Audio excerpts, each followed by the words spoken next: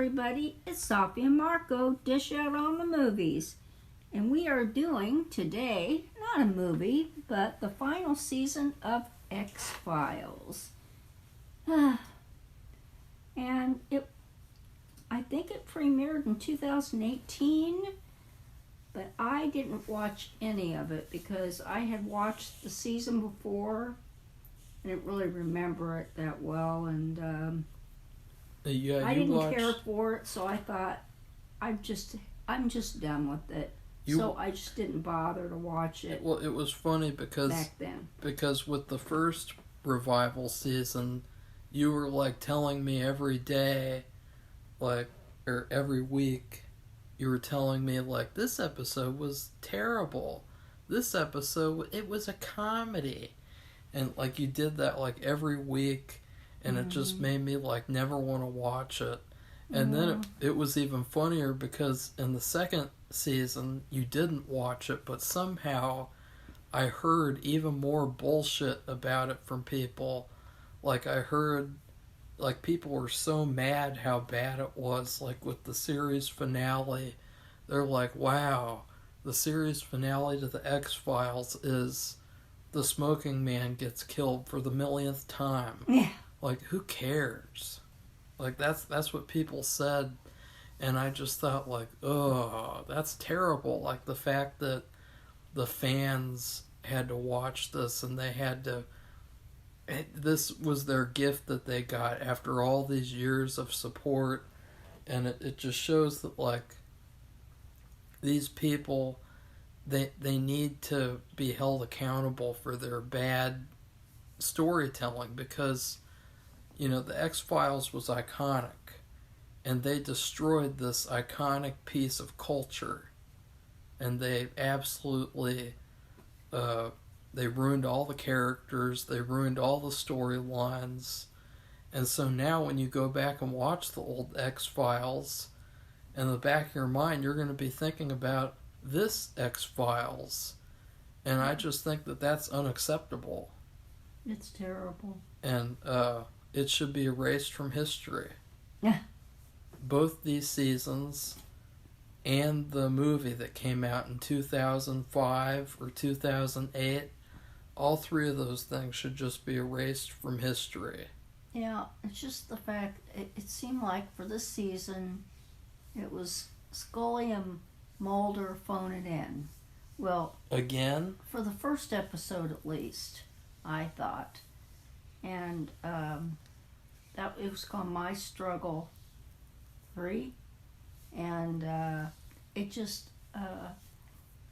so Scully's got a gravelly voice.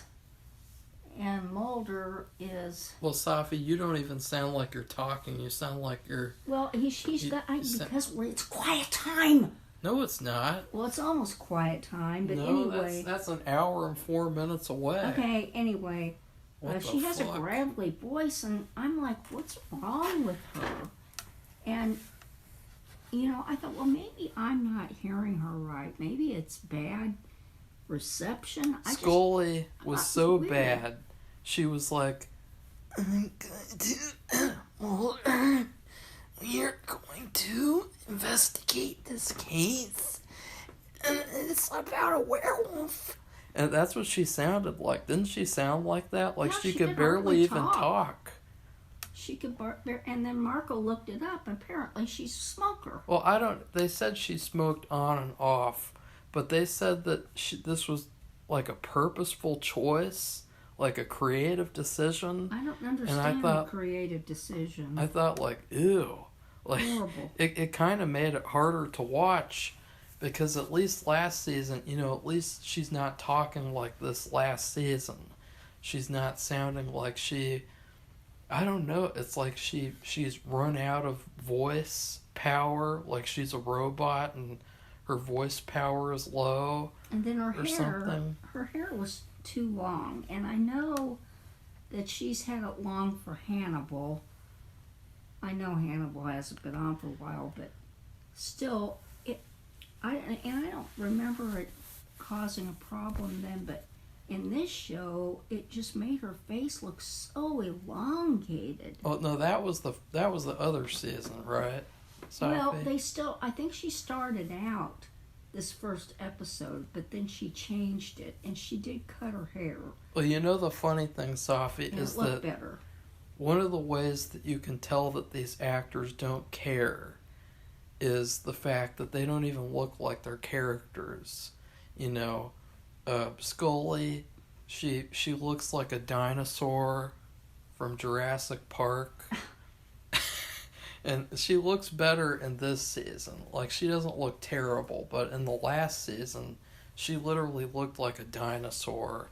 Well, And she did look terrible, and she looks better. It's true. And do you know why? She made herself look even better, though. She cut her hair, but not as short as it was when she started out a long time ago. But do you know why? It's because it was probably for some other project outside of the X-Files. Oh, yeah. And it's like, oh, the X-Files is just this trashy thing that I do, and it's trash. And then Mulder, Mr. fucking David Duchovny, who I met, it was funny because let's talk about Aquarius, one of the stupidest shows ever. It was so bad that Safi can't even remember watching it. No, that's not true. I remember watching it, but I think I just stopped watching it. I just stopped. I didn't even finish it because I didn't care for it. I stopped watching after episode 3. I don't know why I stopped. And you didn't like that they hired like a pretty boy to play Charles Manson. They hired like a model type of guy, and he's playing Charles Manson, and it's like, ooh, this is cringeworthy. There's something about it that really turned me off, and it pissed me off. Everyone talked about that. They talked about like how, why are you making that guy like likable?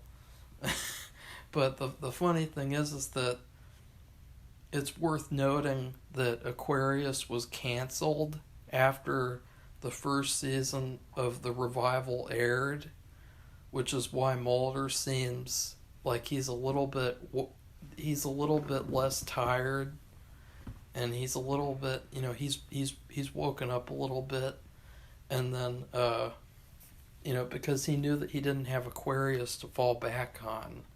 But the funny thing is that he still has the haircut from Aquarius, from Californication, and it's like, why isn't your hair? Why did they not make his hair look like Mulder's hair? Like, why is he looking like that guy from Aquarius? I don't know. That boring character that he played. The only thing I could think of, he changed his look in the last decade or whatever. But the thing is, if you're an FBI agent, they you kind of have to look like a conservative, you don't want to mess with your hair a lot. You're running down criminals, and that was the stereotype, was that like, they look like agents, like, they had the look, they had like a look of like, they couldn't go undercover or anything because they just stand out like a sore thumb. And now they just kind of look like Joe Schmo. And he looks very scruffy in this last season. He just always looks like he's tired. And it's like, wake the fuck up, you're on the X-Files. And I know that it's terrible, but if anyone was on the X-Files, you'd think that they'd be a little bit more happier, and that they wouldn't act like they're doing some sort of a chore that they don't like doing, like cleaning a toilet or something. So Safi, what do you have to say about this terrible season? Because it really is terrible. Well, there's like, I don't know, 2 or 3 episodes that I kind of like, which it's kind of a little bit reminiscent of the old X-Files, where they actually have a case, but they seem so, I don't know, like unexcited, and I don't know, they just don't have the enthusiasm isn't there or something. I don't know, is it youth? And then he has this thing where he has to put on reading glasses, and Oh, that But was it terrible. was, but it was not just the reading glasses. He had bifocals or something, which Safi, that was like, ugh. which I don't understand it. When you turn 40, which they're well past 40, or he is, why are they making a bit? I mean, that's just, everybody knows that. But that was the point of the episode. Was Everybody that, like, has to have reading glasses. That's what I mean. Like, Chris Cop-Out Carter, one of the big themes of this season, there's a couple of themes. Let's see if Safi can figure out the other one. The first theme is to ruin the characters, to ruin all the characters because he doesn't care about his own fucking characters. And so even dead characters, he brings them back and ruins them again. And then, but like Mulder, he's growing old. Scully's growing old too. And it's like, the fact that he's emphasizing that in like this depressing way is almost like to say, like, you know, fans, I'm not going to be able to make X-Files because, see, look, they're getting old. You know, I can't do that anymore. Which is And weird. It's like, fuck off. We talked about this before doing this review, and I watched NCIS. They all got old too. They're getting older. Safi, stop, but they don't talk about it. Stop using that show Well, but as an example of good television. But the thing Like, is, just, that's they fucking are still retarded. on, and they didn't talk about getting reading glasses and getting old, and I don't get it. They did that What's same the difference? Well, they did that same thing on Psych. You know, on Psych, where like they're getting older, and it's like Juliet kept on telling Sean to grow up, and then he got fat, and they'd talk about him getting fat, and then like they had the thing with the friendship where like, you know, inevitably friends will have a fight or something. And it's like, this is just so odd that, like, you know. I think they worked it out.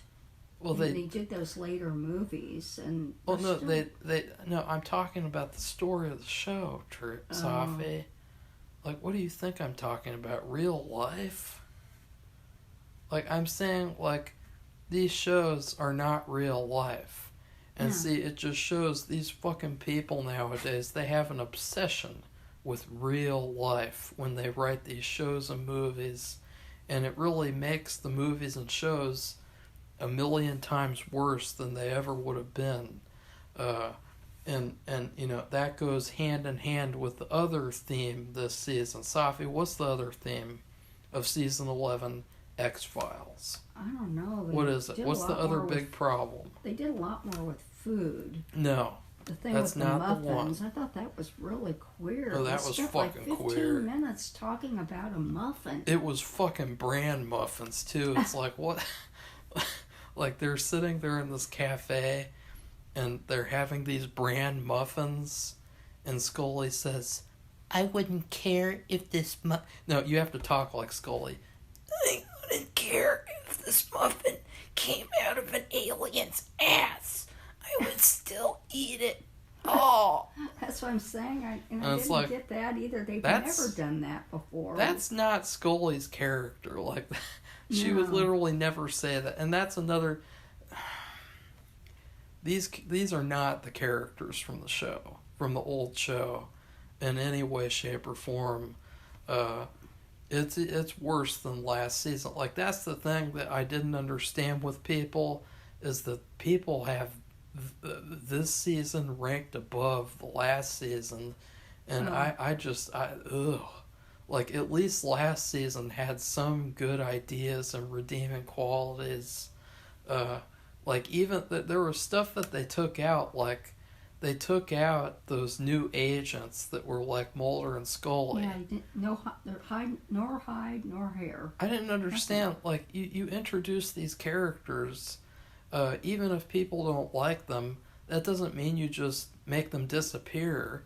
I know. The only person you saw was Skinner, and then the head of the FBI. And then you saw Kirsch. Or Kirsch, and he's not the head of the FBI. And he's somehow still working for them, even though he did what he did. at the end of season 9 where he helped Mulder escape and everything. Like, I don't understand. See, there's just so many plot holes. It's like they don't really care. Yeah, because he's fucking Chris Cop-Out Carter. He just cops out. And the season starts off with the most ultimate cop-out, where it's like, oh, everything was a dream. Oh, like, my God. Where have we seen that before, Safi? Well, like, years ago on the show called Dallas. Terrible shows, terrible movies. Can you think of... They said, like, that they made it a whole season was a dream. No, I thought it was the whole series. I don't know like about that. I every thought it was season. A whole season. I don't know. I didn't watch the show, but I remember it was pretty like, that's the most insulting, notorious, and people who really liked the show were really mad. well, because it's the most insulting thing you can do. It's like, oh, it was all a dream. Well, I didn't watch it. I didn't care, but can you think of people who watched it? They cared and they were unhappy. Can you think of one movie or show where that worked well? I've never seen that before. Because that was the only other time I've seen that. There are dream sequences in movies and shows where people have dreams and they make it look like it's actually happening. But I'm talking about the whole fucking thing. You have this X-Files where, even though I didn't like it, they built up this whole story in season 10. And all of a sudden, season 11, it was a dream. It was, well, it's going to be the future. But it wasn't, it's because... going to happen, but it hasn't happened. But they didn't even act like it was going to happen at the end. Like, nothing happened like it did in the vision at the end. How could it be a vision of the future if the cigarette man wasn't even in that place? Because Mulder goes to this mansion and the smoking man was in there in the vision, and then he's not in there. And it's like, wait a second, how could this be a vision of the future if he's not in that mansion? I don't know. Like, that's why I say they really, it was like he did not care. He not only didn't care, he actively said fuck you to the fans with the choices that he made in this season. And I don't understand why. Why? It really pissed me off. We're not the ones who canceled The Lone Gunman, and I didn't even know about the show when it was on. I had no idea. Well, I didn't cancel the X-Files either, and I wasn't alive to watch the early seasons. Well, I mean, I wasn't able to watch the early season. What happened with that, Safi? Like, why did you turn your back on the X-Files? Season 9. Because season 9 I don't know. was a masterpiece compared to this trash. And, like, if you had supported that, they would have got more of that, which would have been great, instead of getting this. It hasn't seemed to matter to anything I've watched that I've liked it. But Safi, I watched it diligently and it got canceled. You still haven't explained to me. You still haven't guessed the second theme I don't know, of Marco. the season. All you're doing is just sitting there selling out. Well, I don't know. I'm sorry. Politics, agendas. Oh well. The feminazi agenda. The anti-Trump agenda. Oh, yeah. Because this is what happened. After I was so shocked at seeing that because this was 2018. After he got elected, every single person in movies and TV thought it was their responsibility. Instead of voting being a responsibility, they thought these fucking privileged, woke Hollywood elitist fucks like Chris Cop-Out Carter, they thought it was their, like, responsibility as citizens to, like, make every single fucking movie and show all about Trump. And so this season starts off with, you have, like, this opening monologue by the smoking man, and he's basically saying, society would have been screwed even if I wasn't around, because, Trump.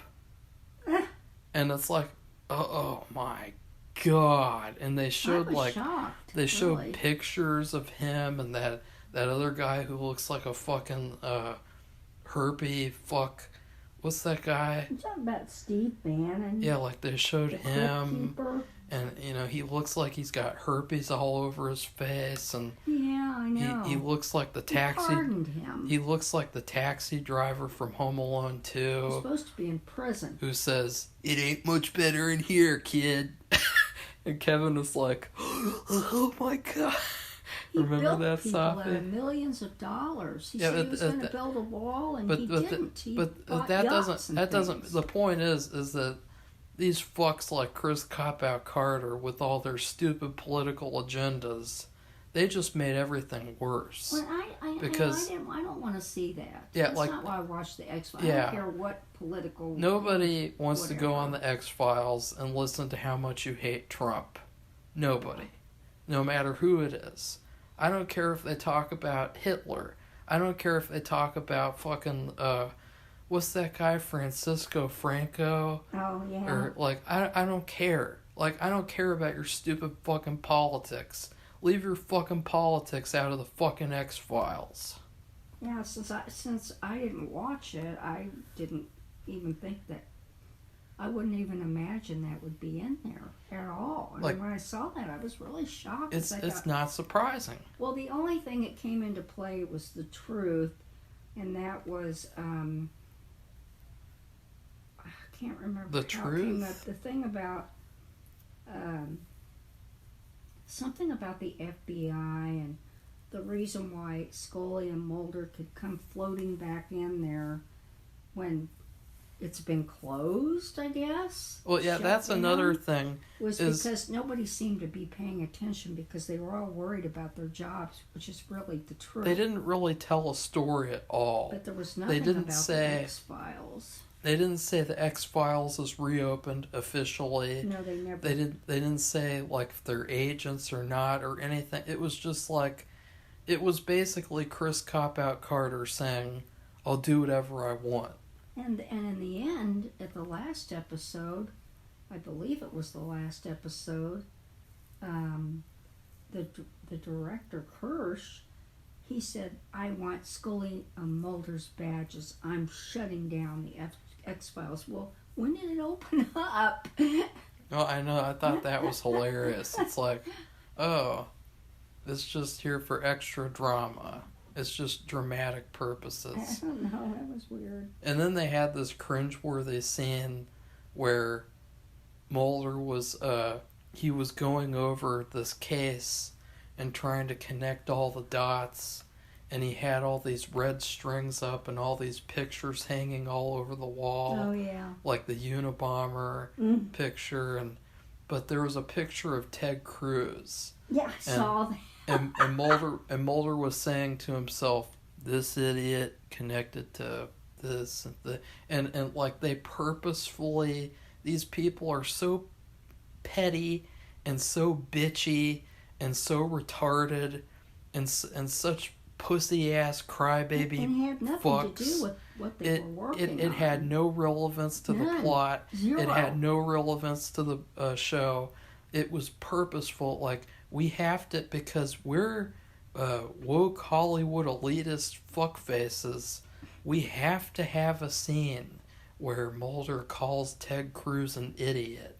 and like, see, this is not the show. I know. Because so, they never did this with the old politicians. They never did this with the people in the 90s and the early 2000s.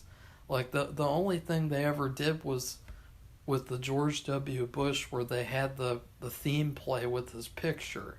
And everybody pointed that out as like a goofy, stupid thing. Mm-hmm. And so, like, why would we want to see more of that? It's just like, it just shows these people have like a mental illness, and they think that they're like obligated to like bash people in these movies and shows. It's just so pathetic and miserable.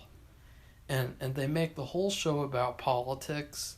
They make the whole show about feminism. They take all the good qualities away from Mulder, give them all to Scully. They take Mulder, and I'm just getting onto this topic so we can get over with the topic, Because I don't think you want to spend the whole video talking about politics. No, I don't think so either, Marco. Well, I just want to go through these agendas. Well,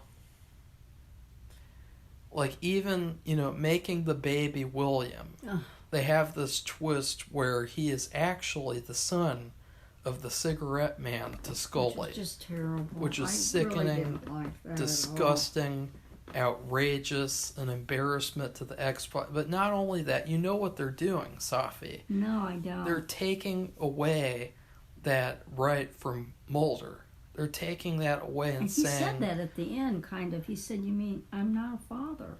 Yeah, they're saying, I don't have that anymore. And he gets humiliated, and it's all for the purpose of, let's humiliate this male character so that we can uplift Scully.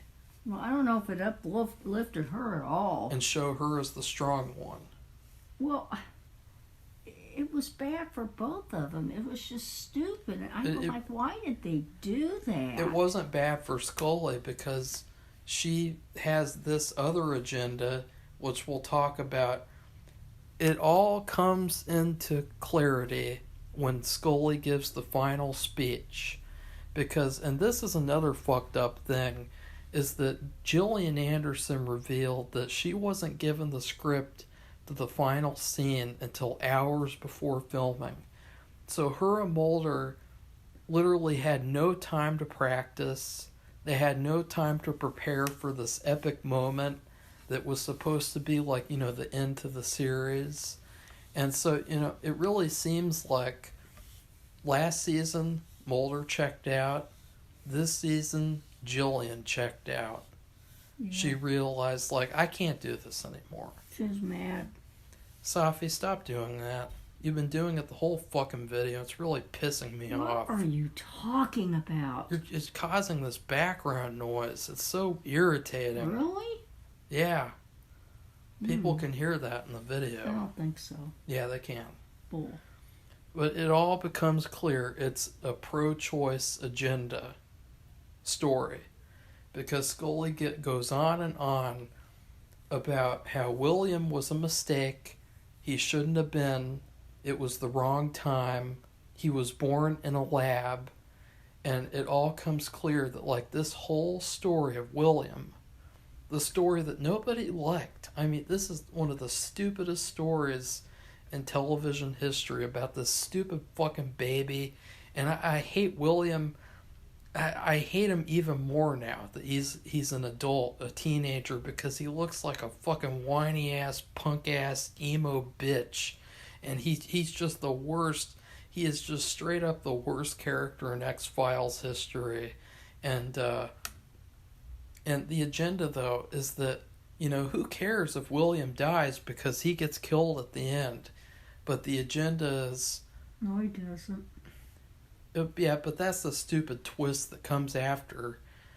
They don't even know about that yet. But the point is, Scully thinks he's dead, and she's happy about it. Because he was a mistake. He shouldn't have been. But then she reveals to Mulder that she's pregnant with Mulder's baby now in 2018. She said she couldn't get pregnant. So she said that a million times. Now she can get pregnant. But just now she can get pregnant. The X-Files has been open for all this time. That's the all agenda. These things coming up. That's the agenda, though, with abortion. It's basically all a big abortion allegory of William. It's a baby that she shouldn't have had. It was a mistake. And then now she's going to have a baby when she wants to. And so it's all a big agenda. And then the whole series, X-Files ends on William waking up in the ocean. And he has a bullet wound in his head, and he's just like, hey, I'm back. And I just thought, God, I am so sick of William. Safi, why do they keep on pushing William? I don't know. And one episode, they just look for him. just kept looking for him and looking for him. Mulder and kept spends, talking about him. but Mulder spends this entire series finale looking for William too. So Mulder spent 2 hours out of 10 looking for William. Yeah. And well, especially the last episode. And Safi, talk normally. You're like mumbling. Oh my God, Marco! If you don't get off of my case, I'm going to leave. Well, they can't hear you. Okay. I don't know what else to say, except that. Well, you're just like. Okay, yeah, okay.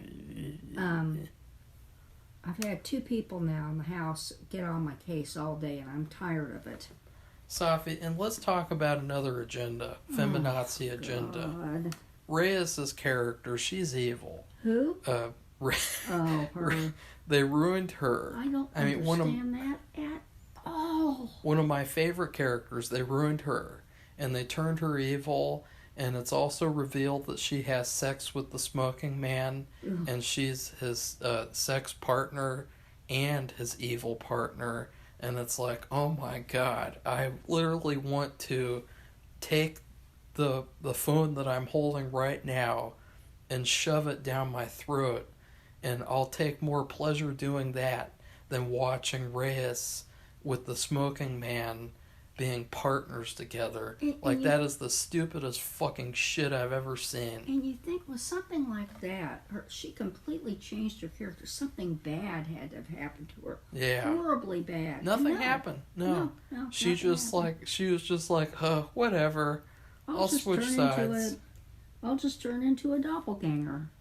But then they have a little feminazi agenda at the end, where she actually tries to redeem herself and do something good, because she's a whammon, and then the smoking man kills her, or no, Skinner kills her, which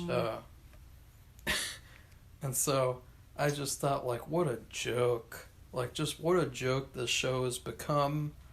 And then Skinner himself, his character arc in the finale is doing what he's done a million times, which is go against his bosses. Yep. Like, that's his story arc, is he goes against his boss. Like, wow, I've never seen that before in the X-Files.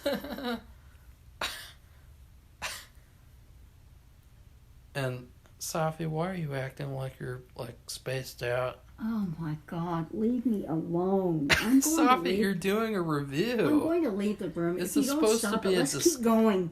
You're not going at all. You're what just do you want like me to do? I don't understand. Do a dance, sing a song. It's an active review, and you're just like. Because I wanted to move along now. We are moving along. We're going through each trash thing. So, and one of the other funny things is, I found myself like going like, where is Tad O'Malley, the character that they introduced last season? Oh, he showed up. And they had him be like the main character. Like, why is he just all of a sudden disappeared and he's not even a part of the show until like the finale?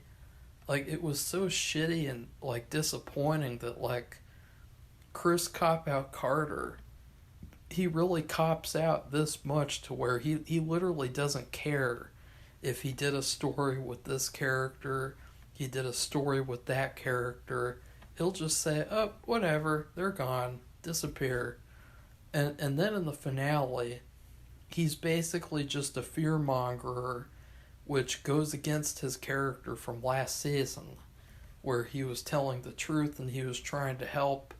But not only that, but I realize, Safi, do you know the whole point of his character? What? He was doing what the lone gunman could have done. Because you realize the lone gunman could have done everything he did. They could have had their own show where they were on video thanks to Jimmy Bond and his fortune. Yeah. They could have done every single thing that he did. Yeah, that's true. So I realized that, and I was like, God, fuck Chris Carter. What a piece of shit. That's too bad. Yeah, they didn't have any money. They run out of money, and Jimmy Bond came in, and he's like, here you go. And they could have, and they were doing that paper, and it had stopped, and they could have been saved by having money and going and doing TV. I know. That's See? way, wow. See? That's a shame. I realized that when Tad O'Malley was doing, I was like, wait a second. The Lone Gunmen could have done all of this themselves. Yeah. And Wow. it would have been a lot better, too. I never thought about that, but boy. Yeah. Unbelievable. Yeah. And I thought there were 2 funny lines throughout the season. Well, there were a lot of funny bad lines. Like, Yeah. in the first episode, Mulder says Scully's a conduit. And I thought, oh my God. Like, this, oh. And then in the finale, they had this really cringeworthy monologue where William Scully, his character was trash because he reminded me a lot of Corey in that shitty ass Halloween Ends, which is the worst Halloween movie of the series, where he just pops up. He barely has any screen time because they only have a measly 10 episodes. But he just pops up in the finale and he does this whole monologue, and he has this cringeworthy part where he's like, and then I just became a criminal. I just became like a criminal. Oh yeah, and that was the part when he was on the bicycle. He made all those people crash into each other. And he was sitting there moping, and they had this video of like him sitting there like he's brooding while he's delivering this monologue voiceover. And that was another cringeworthy thing they did. They had all these characters give like voiceover monologues that nobody wanted. And then, well, I'll just say that, the twist with the cliffhanger being a dream and all of that being a dream, I think that that's borderline criminal. I just can't believe it. I mean, and they should have known too, because that was well past the time that Dallas. We went to Tanzania in 1985, 86, and at the very end of our research, we got to go, and somebody invited us over for dinner, and they were house sitting an embassy worker's house, so it was a nice house, and they had good food. What did he serve? Spaghetti and AIDS? No, these were Americans, and they had a VCR. What did they serve? And they had hamburgers and AIDS. And guess what they were showing? They had a tape of Dallas. Really? So this was something that had been on a while back. So this was before this show.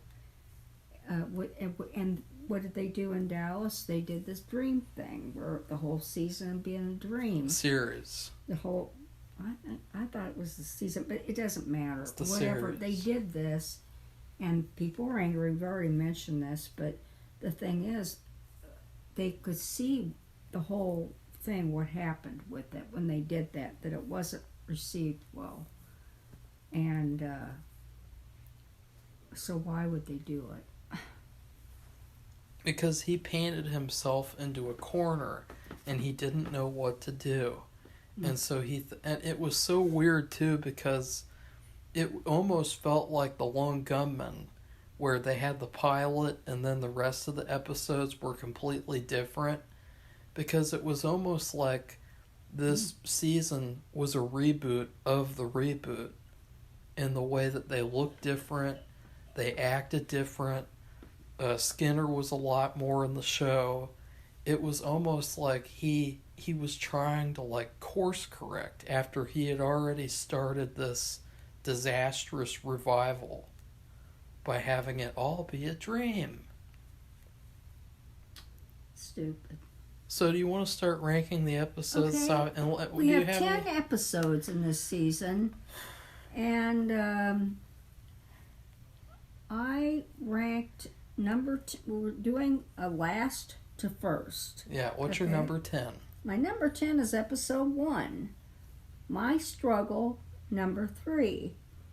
And I thought it was Scully and Mulder phoning it in, which I've heard this expression many times and didn't really understand what it meant until I saw this episode. And she also, Scully had this gravelly voice, which you've already talked about. And I didn't understand that at all. It was so noticeable that fans complained about it when they watched the show while it aired. That's funny. Which is interesting. So, I mean, I thought, I'm glad I heard that because I thought, well, maybe there's something wrong with me. No, I thought it was terrible too. And it was funny because there was this part in the AI episode where she had to repeat this word over and over, and it was weird because she could barely even talk. Like, it was so weird. Like, does she have a voice problem? Like, that's what I thought. Did she injure her throat or something?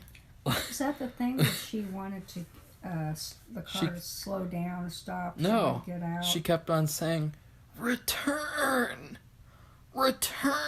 Oh, that was to return this shitty vacuum. Robotic vacuum. And she couldn't even say the word return. Yeah. Like, I'd like to return this whole series, Safi. I rated the very first episode as the worst one. Why? Like I said, phoned in performances. Scully's gravelly voice, which I didn't understand at all. I mean, what is going on? I just couldn't believe it. So anyway, that's it. What about you? I have My Struggle Part 4, the series finale, as the worst episode because the whole episode, all I could think of was, this is what everything was building up to? Really? Like, I just thought this was the most pathetic piece of shit after all that build-up in episode 1 where they acted like they had some really masterful story planned, this really dark, intense, action-packed story, and all they had was like a fucking stupid road chase with Mulder trying to track down William. And then he tracks down William, and there were a couple of cool things, like William makes people explode. He makes these bad guys explode into pieces. I thought that was cool. And there were a couple of other things, but it was so terrible. And the thing with, they really did a Han Solo to Mulder because they killed Mulder.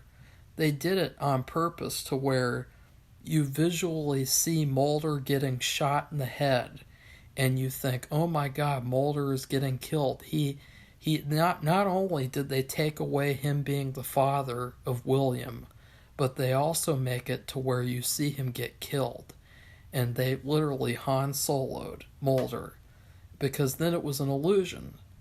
But they wanted to do that on purpose, so you still had the visual of seeing this beloved male character get killed.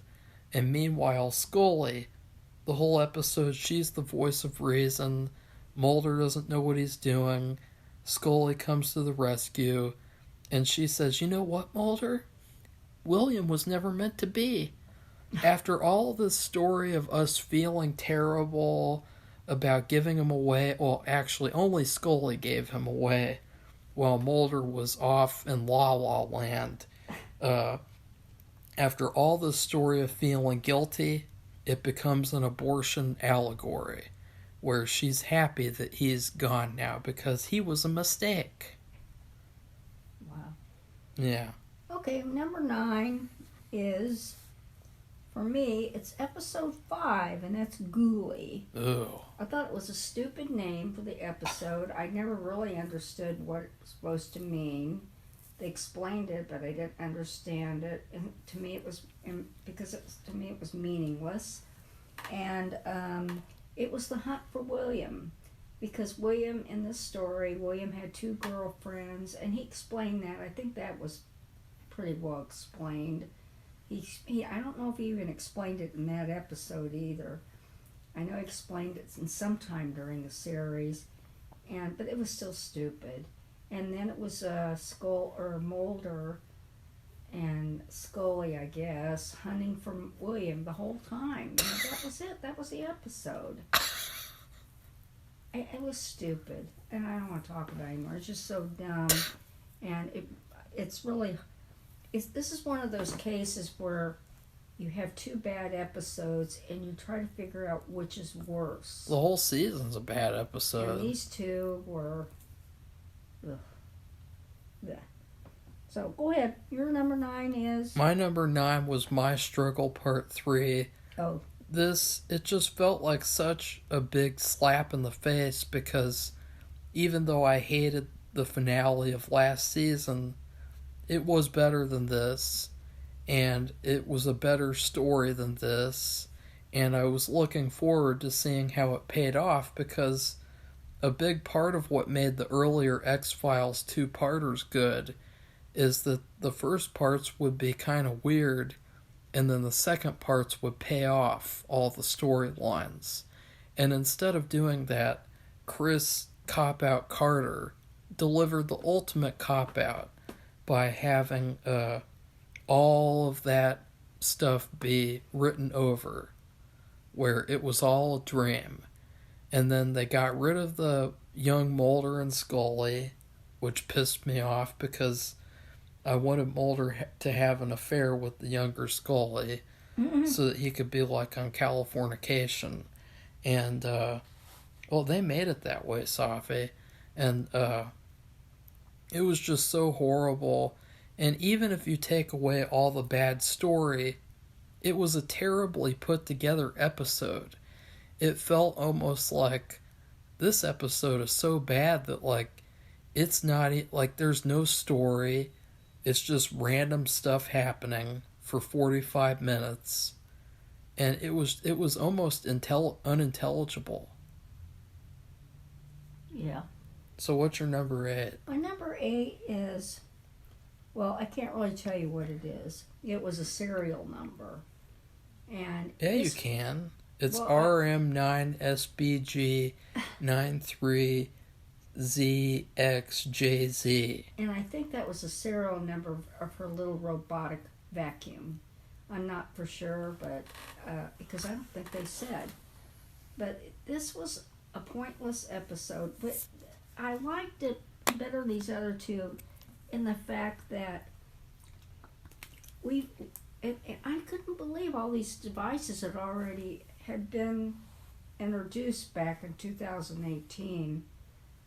They had a robotic vacuum. They had the what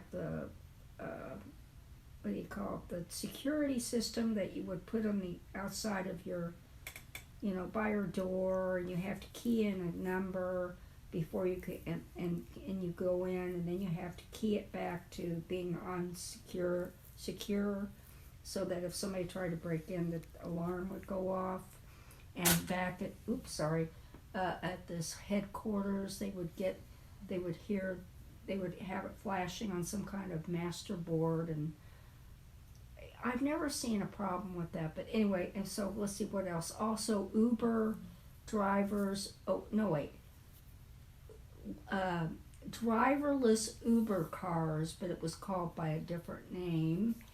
And restaurants where you get a picture of a menu items. So let's say you have a whole menu of like 10 things, and the picture is by the name, or it's just a picture, and you press the button, you press the picture, and then of what you want for dinner or whatever the meal is, and then it slides out on a tray. There's no people involved at all, and I don't know if they have this like somewhere in Europe or Japan or somewhere, but I've never seen this. But that was actually the main place, because And just, let me see, was there anything else that I leave out? Basically, those were the main things. And it all centered around Scully and Mulder going to this cafe where there was nobody else there. I mean, there weren't any other customers, and that should have indicated to them. Well, the weirdest thing was they acted like there was nobody else in the universe. And I know. they also acted like they couldn't talk because, like, there was barely any dialogue the whole episode. And yeah, that's right. That there felt wasn't very much dialogue. pretentious as hell. It was just, and you know, it's to show that you have your whole life, and I guess they were doing the phone too, a cell phone, but everything in your life is all controlled by devices and robots and electronics. And It's weird though because the whole X-Files series has depended on them using technology to solve crimes. And there's nothing wrong with that. I don't understand that either. It's just like, it's like somebody did a flip and they landed on their head and they came up with this stuff and it's just all screwy. But the whole story was about the fact at this restaurant, actually, and everything. No, it wasn't. That was like 10 minutes of the episode. But it ended up to be at the restaurant. But the thing is, but they kept flashing the little message on his phone, and you need to leave a tip if you liked it. The thing is, they got their food, and she got egg rolls. Not egg rolls, sushi rolls. I thought it was cool because she got my favorite type of sushi. Yeah, and it looked good. Which is nigiri, where you have a piece of rice, a pile of rice, and you have a piece of fish on top of the rice. That's all it is. Well, he got this disgusting, and I don't know what kind of fish it was. I think we've seen it on MasterChef. We've seen it at the store too. Well, anyway, it looked gross, and especially as sushi too. And there was no way for him to take it back in this kind of a place. Yeah, he couldn't return it, which I thought that was weird. And so because of that, then they're going and paying. She was happy with her. She paid, but he paid, but he wouldn't leave a tip. And so the whole series, the whole show, they kept saying, you have 5 minutes to leave a tip, you have 1 minute to leave a tip, you have this many minutes to leave a tip. They counted it down, and then all these electronic objects were giving them problems. And it was a compilation. Because they were being tracked. Because they were being tracked by the restaurant. Right. And so it was all connected, and a master. And I'll talk more about this episode too, because I didn't like it because I thought this isn't an X-File. This would be a good episode. I don't know what it would be good for. It was very reminiscent of Black Mirror. I don't know what that is, but anyway, it is a good thing. People do, people thinking about all their electronic devices and this thing with the restaurant, though, the red light that they should have seen in their heads was that there were no other customers. If there's no other customers, then it's probably not a place you want to go. Because nobody else was there. Why would you want to go there? Well, I will talk about it more. Okay, so what is your number 8? Because there's a lot to say about that episode. And I don't like the episode title.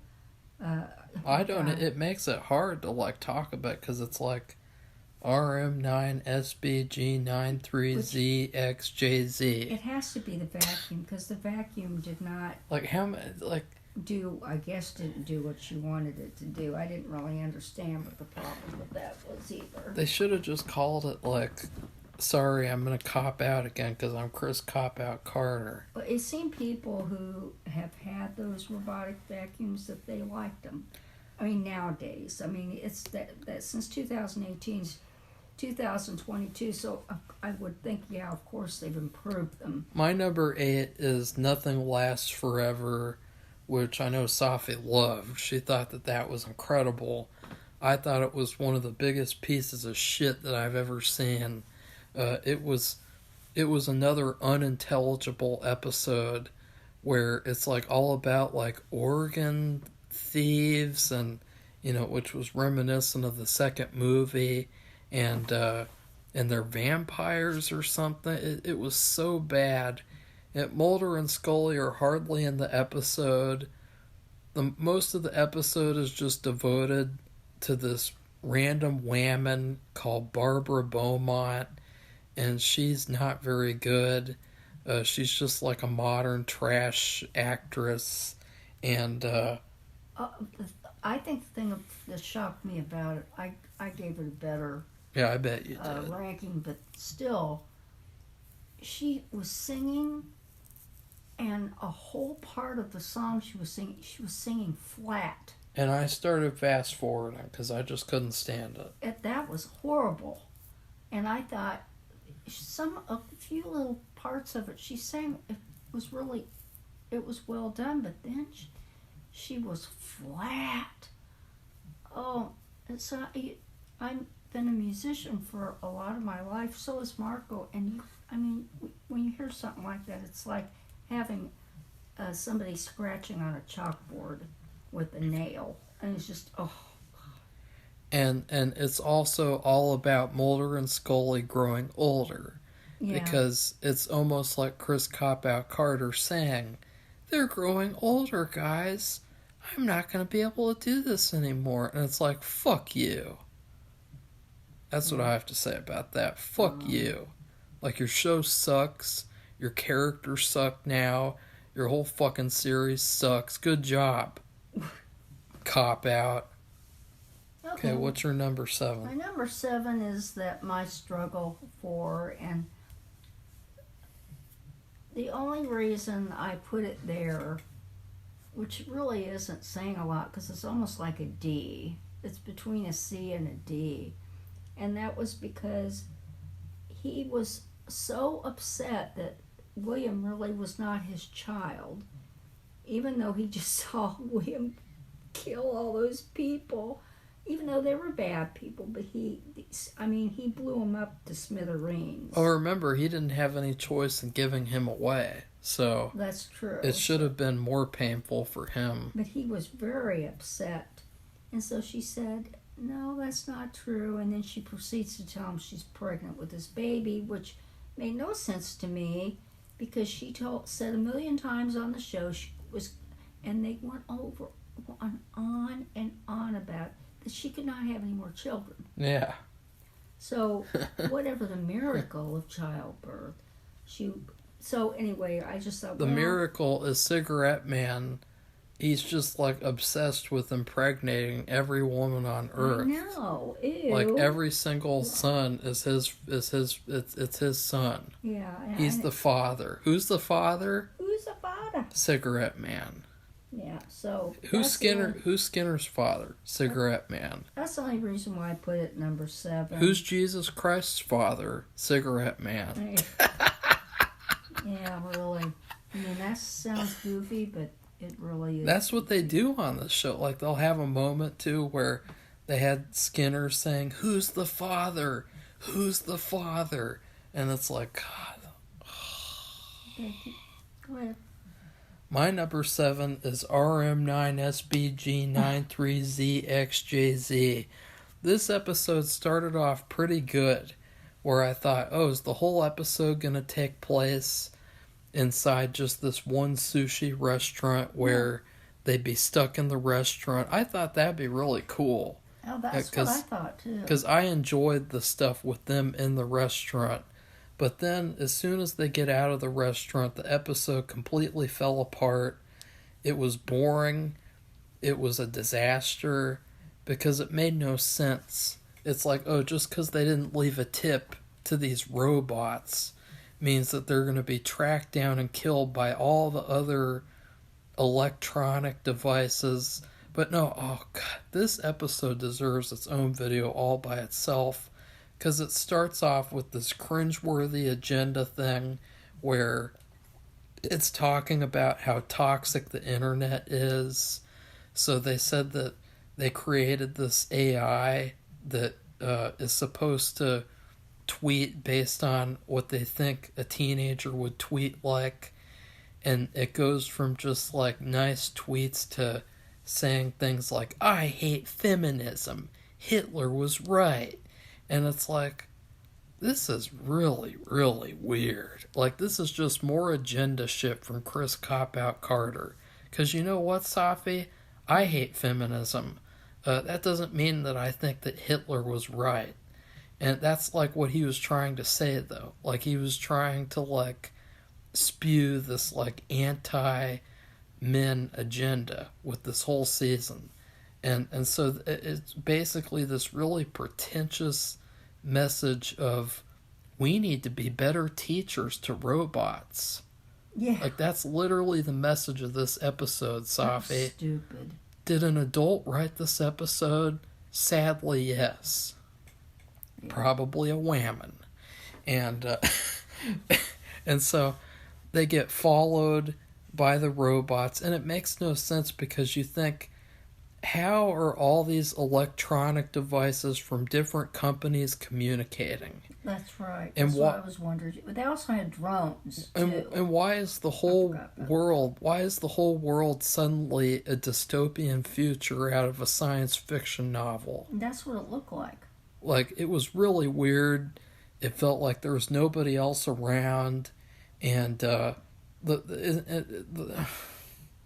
worst thing about it was that I felt like, you know what, they could have done a story where this happened, where they would agree to go into a simulation where they're going to test like a world with a lot of electronics.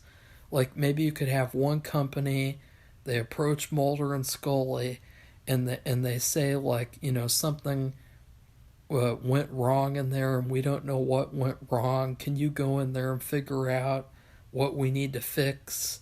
And because we're trying to see, like, should we build a real city like this with it's all AI?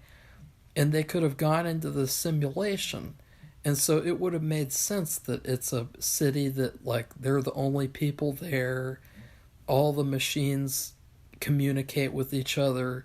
And it would have really been a great tribute to that Twilight Zone episode, which is my favorite one, where it's called, I can't remember what it's called, but it's all about a guy, and he's in this town, and there's nobody else in the town except him.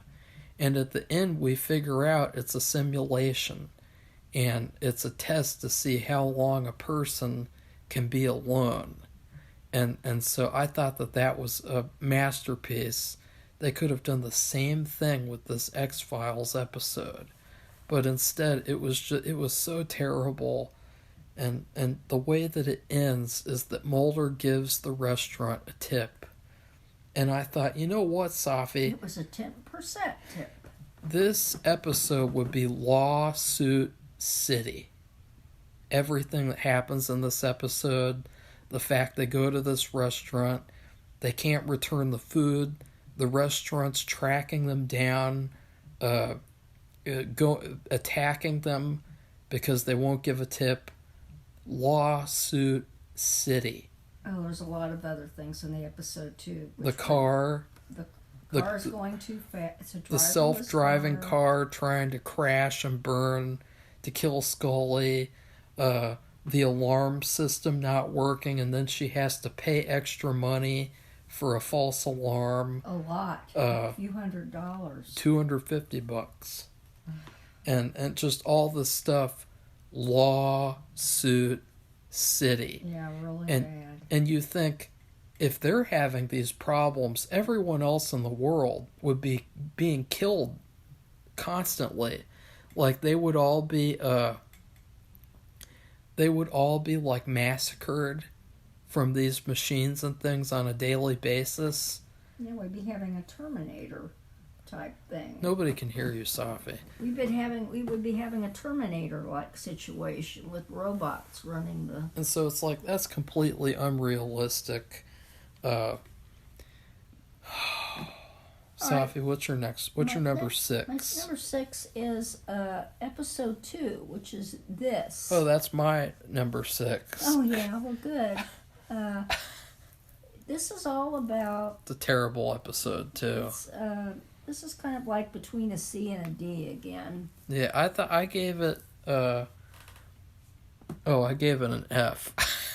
It can't be an F, because that would be 10. Well, I gave all these episodes Fs. This, RM, The title is stupid, and that's what I did the last minute. I had to look up all these titles, and they just, for at least 50% of them, they just don't go with the episode at all. They're just stupid, and it's hard to even talk about them when you just think how stupid the title is. But anyway, this is all points to one of the lone gunmen, the one with the long hair. His image shows up on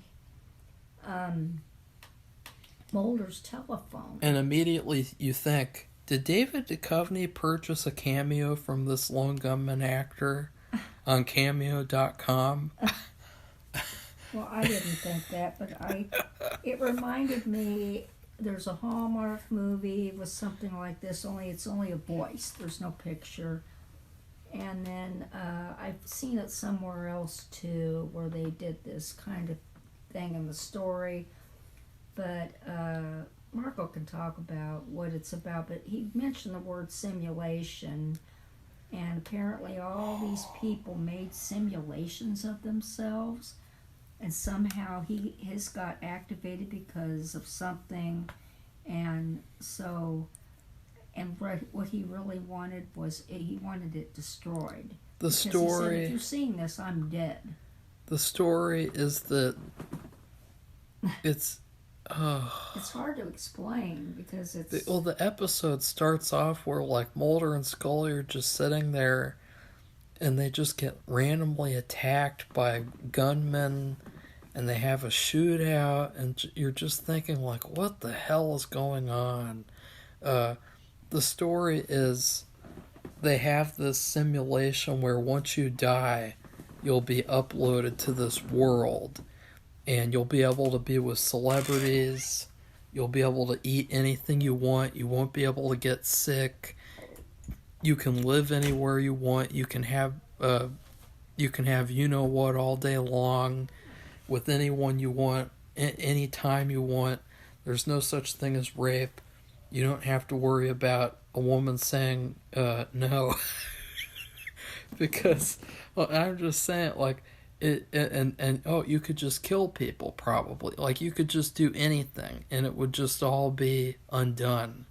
It's like a video game. And it's really hilarious. And one second, Safi left the door open. So because of Bernie, Freddie's going to scratch. That's why I opened it, because he was wanting to leave. I thought he might have to go to the bathroom. But that's the cat. One of the lone gunmen is inside the simulation, and what do you know? It's the one who had the bits of dialogue in Jump the Shark about legends lasting forever and living forever. And it was so cringeworthy because, you know, there was a comic where the lone gunmen were brought back to life, and it was revealed that they were still alive. And this episode, the whole purpose of it felt like Chris Cop-Out Carter telling the audience, fuck you, I'm not bringing the lone gunmen back. They're dead forever. And then the whole point of the episode, too, is that he's asking them to destroy the simulation and shut it down. Yeah. And that's it. And it was fucking trash. It was sad because they shouldn't have killed them off. They could have used them many times during this season. Okay, number 5 is Kitten. And it is really episode 6. And this is like a C. Yeah, it's a C. But this is actually about... chemtrails. It's about the It's about gas. It's about yellow gas. green. Greenish yellow gas. Well, what it's about is Agent Skinner. He gets actually something in the final season. It's about to shut down. And so he gets to have his own episode. And it's about his time in Vietnam. He has a buddy there. And they're supposed to protect this thing. And I don't know if they knew what it was or not. There was a few of them. There's like 4 or 5 of them. And they were taking it somewhere. I have no idea. And they started getting fired on.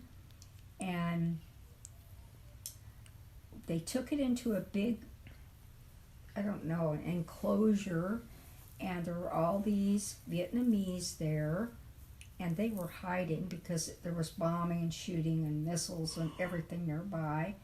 And then all of a sudden, Skinner had to go out because one of the other people was injured. He wanted to go get him because he didn't want to leave him there. And so that thing they were carrying had gotten shot and punctured because of the shot. And anyway, this gas started coming out. And his buddy, the gas made his buddy turn into a maniac. And he had a knife with him. And he killed everybody. And he's played by Haley Joel Osment from The Sixth Sense. I thought he looked familiar. I think he's heavy. pretty good. He looked heavy, and I thought, I've seen him in a few roles as an adult, and he's pretty good. yeah, he did pretty good. I can't believe it. I thought he looked familiar. So the episode's all about like he's supposedly killing people, or maybe Skinner is, and Skinner's trying to find him and reconcile with him and help him, and that's the plot. Why did you like or dislike Safi? What did you think? Well, I was glad they had an episode about Agent Skinner and that it was about Vietnam because that was in his background and he was getting an episode just for himself. But Safi, he got fucked up. They ruined it, totally ruined it because they have it where he falls in a hole and he gets injured and he doesn't do shit after that. He just sits in the hole and cries. It had these sticks, all the traps and the guys. What happened was the guy was sent to a mental institution. Safi, that's not relevant. Well, yeah, it is, and he had just gotten out, Safi, and then he started killing people. Safi, just and talk about the episode. All these traps on his place were like something they would have used in Vietnam, and Agent Skinner fell in there, and it looked like one went right through his chest. But it's or like arm. it's like every single. It happens like, every time. Skinner, he should have had a cool moment. He should have had some sort of a badass thing he does, and instead of that, he's just. But they he's have rescued by Mulder. Yeah, he's rescued, and they have a setup at the end where it's like he's gonna go on a revenge mission to find out the truth, and yet we never get to see that. So it's like they had this whole setup at the end. It felt like it almost felt like it was going to be a 2-parter, and it's like we never get to see any payoff to that. He says that he's never going to give up on finding out who released the bastard gas. Yeah. And so it's like, whatever happened to that, Safi? Okay, so my number 5 is Ghoulie. I thought this was a below average episode. I give it like a D-. It just was like a really lame episode plot about like these 2 girls think that there's a monster named Ghoulie, and then it turns out to be William, and it's like, yeah, William is a monster. I wish he'd go jump off a cliff. And then there's this thing with like Scully talks to his corpse, and she like has a tearful monologue to his corpse, and they do the thing where somebody's saying something embarrassing and then somebody else has been watching the whole time type of thing. And it was just so bad, and it's just all about how William exists. This is William, and then he runs away. What's your number 4, Safi? My number 4 is The Lost Art of Forehead Sweat. This is the oddest title I've ever heard of. And basically it's about memory and how the government or somebody in the government can take your memories and they can take a complete event or something about yourself. Like I played the violin, and they would take the idea that I ever played the violin away, as if I'd never done it. And so all the things all awards I won or the groups I was in, you wouldn't see my picture in any of it. And so this guy was in it, and he was the star of it, and it was kind of funny and interesting, and but I thought it was a stupid title, but so it was kind of like another comedy in a way, because they weren't interested in anything he had to say. They thought he was a goofball until they were walking away, and he said, "You don't even remember when I was your partner." And then they stopped in their tracks, Scully and Mulder, and turned around, and then they show all these things that he did with them. My number 4 is Kitten. I thought this was a very average episode. I thought it was really unfortunate that Skinner, he would get this lame episode as like his only episode since ever. Like, he hasn't gotten an episode in a long time, and it just felt like another lame episode that, he deserved a lot better than what he was given. Yeah. And they had this setup at the end, like he's going to go on a revenge mission to avenge the death of his friend, and it never happens. What's your number 3, Safi? My number 3 is Nothing Lasts Forever, and that was the star who kept herself young by drinking blood and eating certain people's organs, which I think was the liver and pancreas. And she led a cult, and Marco talked about this a long time ago. Because it sucked. I liked it just because it was different, but... and they had a bargain bin Avenger, too. It was very dark. Really dark. Because what happened was this girl's sister was part of the cult, and this girl was kind of like possessed. And so she had to get revenge. Her sister turns into like a bargain bin Avenger, and it's just the worst thing ever. Yeah, well, I put it at number. But why? 3, just because you didn't say it was anything different. Why you like? Oh, because it's different. It's different, and it's kind of like a case they have to work on instead of. They never work on the case about William. They never work on the case. I got so sick of hearing about William. They never work on the case. Well, I guess they didn't have to. They don't even do any investigating or anything. No, it really just plays out really right in front of them, and they're just kind of standing there. My number 3 is Familiar. This episode I thought was pretty good, but it had some big problems. And number 1, they got the actor who played Randy from Monk, and he was an iconic character.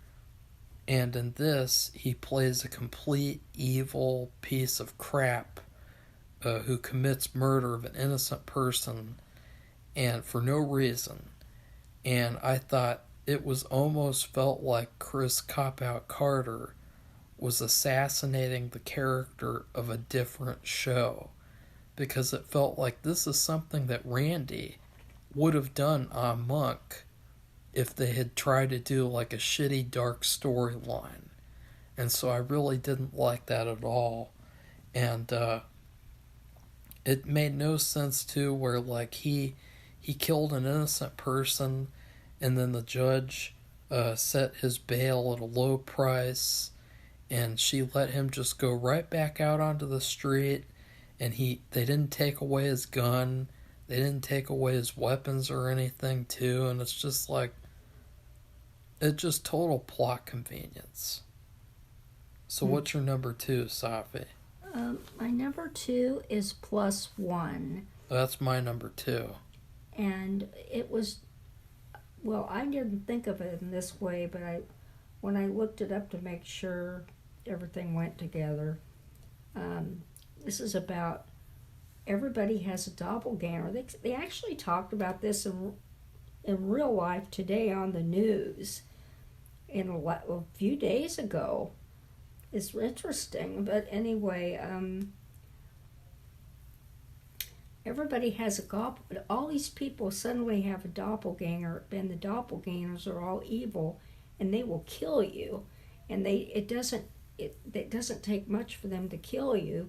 It's like they're almost like they're supernatural. They have supernatural powers, so you'd have to be deathly afraid.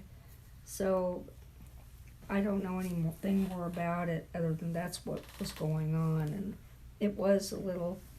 That was different too, and this thing about this episode title was not what it usually. +1 usually means something else, so that was different too. So go ahead.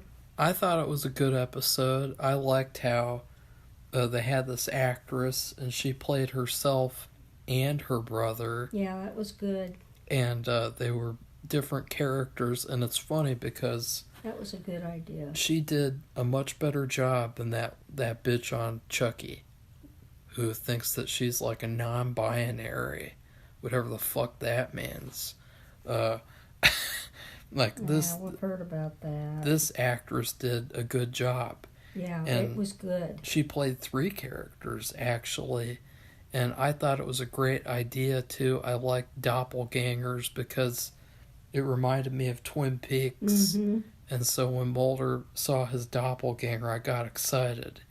I just wish that they were able to spend more time with them, with like having Mulder go up against his doppelganger. So, yeah. Safi, what's your number 1? My number 1 is Familiar. And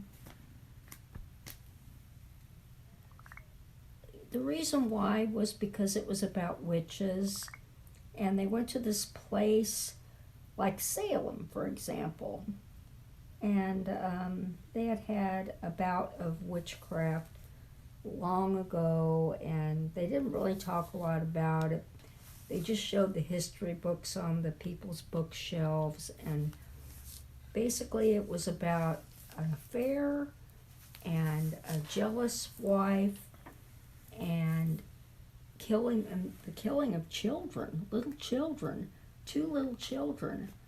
And I thought it was dark. I thought it was really good. It was almost like a horror story rather than a kind of an X-File. I mean, yeah, it fits an X-File, but it was very horror-like. I was sad because I really wanted the whole story to be about like that puppet.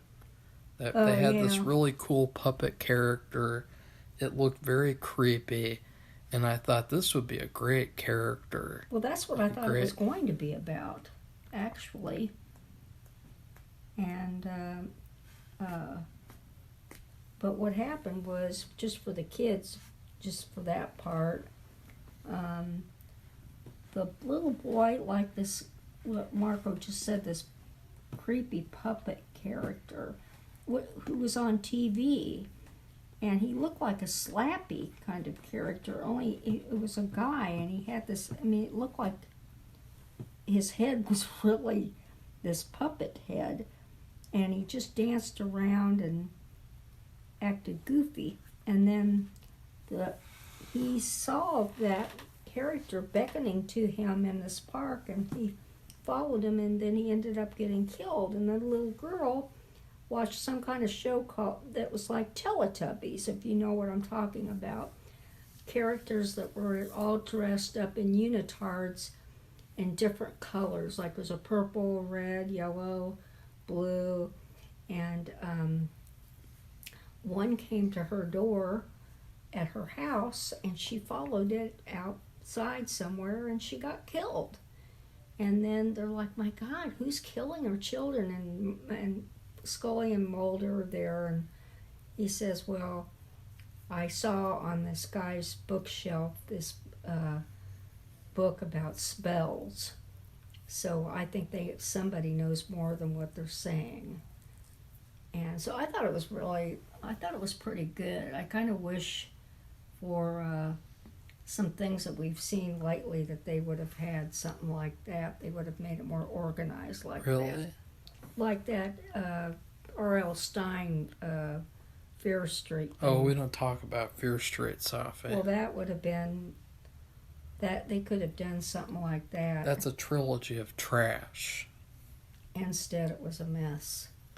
And it was a lesbian agenda. Yeah. But And a BLM agenda. But whatever, it was just a mess. Because the agendas just... they overtook the story, and the story was trash. So that's what happens when you let the agenda lead the way and not let the story, which that's what people like. They want to see or hear about a good story. My number one is The Lost Art of Forehead Sweat. Oh. Because both these seasons don't feel like the X-Files. They feel like parodies of the X-Files. Yeah. And so, for each season, last season, I said the best one was Babylon, which was the goofiest one of that. And this season, the goofiest one is this one. And I thought it was a great episode. It was hilarious. It was very funny. They had this great part where they edited this guy into old X-Files episodes. And they had some really funny things, like at the end where they had this alien, and he basically repeated everything that Trump said to the humans. He did. And I forgot about that. I wrote that down too. Even though, oh my God. Even though I thought it was a shitty agenda, I thought it was really hilarious. And so he said, "You're not sending your best people. All your people are rapists and killers." And it was, and he said, "Oh my God, they're gonna build a wall in space." And it was really funny. And I just thought that, like, but the one thing about the episode, it felt like low-hanging fruit, because it felt like, you know, they could have really done this at any point in the series where somebody claims to have been a part of the X-Files, and then they make it seem like, was he? Is that part of the history now? And then, oh, he's just a mental patient. Yeah, because they come at the end with the straitjacket. So, I really liked the episode, though. I would give it an A+. Yeah. I would. It is an A+ episode to me. So. Okay, well, I hope you like this video. But Safi, what about your food review? Oh, no. God. Yeah. You're not getting away with that. Well, you go ahead first. I have to think of something. Oh, Safi, shame on you. Well, you know, Mulder, there was this one time, okay, just thinking about sushi, there was this one time in middle school where I thought it would be funny to get a certain type of sushi and take it to school and eat it in front of people in the lunchroom. And it was this container of a bunch of little tiny squids. It was like 20 like miniature squids, and they even had the heads and everything and the tentacles. And it was a terrible decision. Yeah, I agree. It's like nightmare fuel. Yeah, I think I told you not to get it. I took it to school. I didn't eat a single bite of it. I threw it in the trash. And I didn't eat anything for lunch. And it was terrible. And I'm saying that because I never wanted to watch this season. Like, even if I had wanted to watch the X-Files, I knew it was going to be ruined by feminism. I knew it was going to be ruined by the Trump derangement syndrome that all these Hollywood people suffer. And so I never would have wanted to watch this. So it's almost like something that, like, I had to review it, but I really wish I didn't even have to, because it was just so terrible that I really wish this would be erased from history.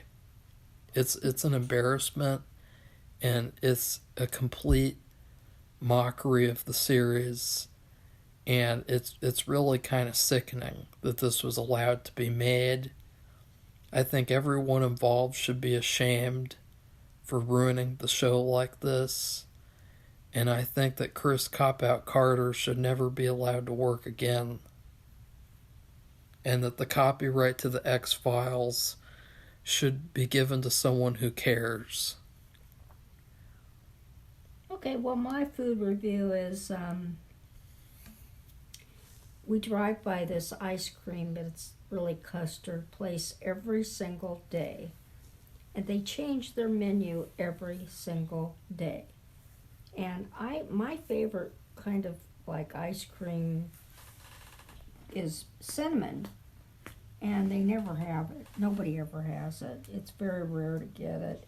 So when I find it, I really want to have it and get it. Except last time they had it there, which was a few months ago, I didn't have any money. No, you just said you were too lazy to get it, Safi. I don't know what it was, but or anyway, you were too busy or some bullshit. I don't remember. I was like, I couldn't Safi, get it, and I'm like, and they better never, take advantage. I know they never have it. Anyway, I thought we go by there every day. We check the menu every day because I'm looking for cinnamon, hoping they'll serve it up again.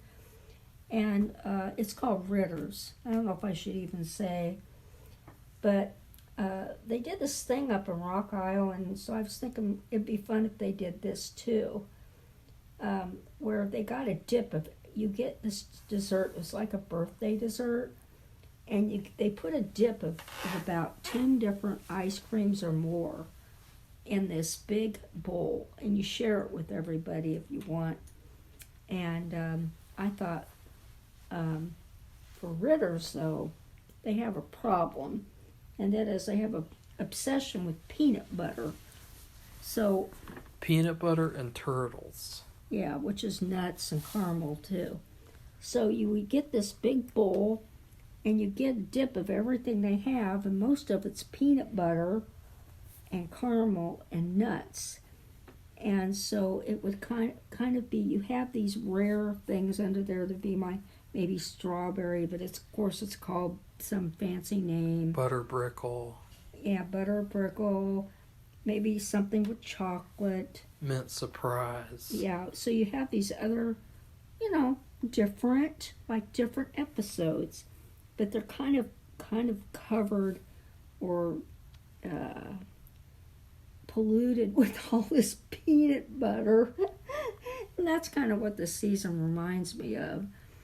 And this kind of dessert. I wish I could remember the name of the dessert, but it was up in Rock Island, Illinois, at this very popular ice cream place where they had a lot of birthday parties. And in fact, the people we knew, they ordered that dessert. I think we went to their party for their child, I don't remember, and they had that.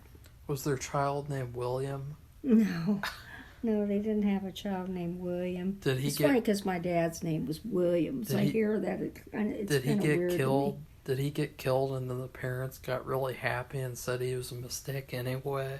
Oof. Like Scully? No. No, they were very against abortion. Oof. Anyway, but so that's what that reminds me of. The peanut butter is like the agendas and the phoning in the episodes and all the negativity about making these series, getting rid of the lone gunman, all that. It's like too much peanut butter. And you can't, all those creative episodes about the witches and the guy who, the memory one, and the one about the lady who kept herself young by eating. She was also the head of a cult. She had all these people there. I don't know if she was going to kill all of them. They were like her future meals or what. But having them keep her young, I just thought those were like different flavors, different kinds of episodes, but they're kind of like hampered or covered with peanut butter. So anyway, if you like this video, give it a thumbs up. And if you want to be one of our subscribers, we welcome all new subscribers. So you can give a comment on what you think about what we've been watching. If you've watched it, if you felt similar feelings, or what you liked about it, or what improvements would you have made. And that's it, everybody. Goodbye.